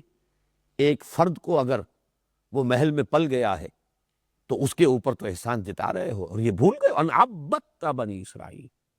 اب یہ تعبید، غلام بنا لینا، جبراً کسی کو محکوم بنا لینا، اس کے لیے گویا کہ یہ نص قطعی ہے قرآن مجید کی یہ آیت، اور یہ حضرت موسیٰ علیہ السلام کی طرف سے قرآن مجید میں بیان ہو رہا ہے۔ تو نوٹ کیجئے کہ در حقیقت عبادت کا مفہوم جمع ہوتا ہے فارسی کے دو الفاظ کو جمع کرنے سے، پرستش اور بندگی۔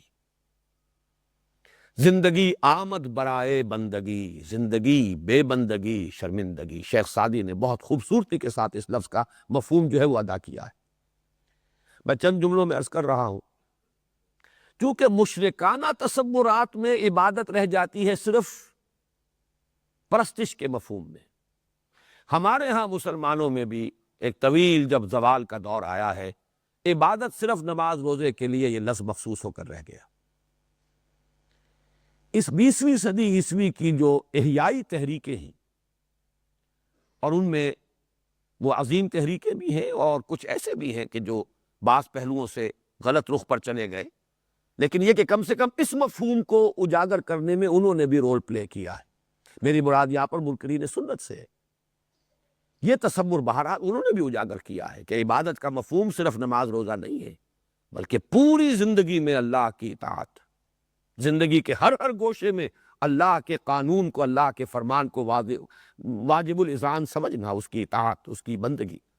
یہ تصور جو ہے یہ اس دور میں خوب نکھرا ہے، اخوان المسلمون کے ذریعے سے بھی، جماعت اسلامی کے ذریعے سے بھی، اور یہ تو بہرحال یعنی کم سے کم اپنے عقائد کے اعتبار سے صحیح رخ کے اوپر چلنے والی تحریکیں ہیں۔